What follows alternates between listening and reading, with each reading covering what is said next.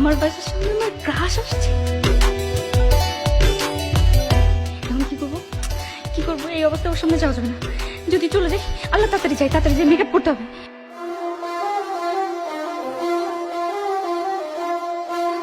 আমি কোন colour lipstick দিব?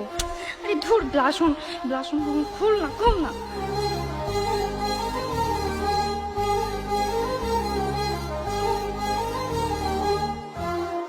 আল্লাহ, কি চলে গেল।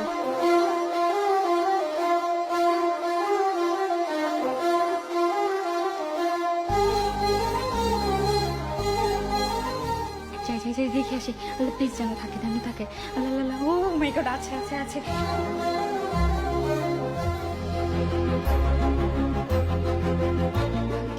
কি করি?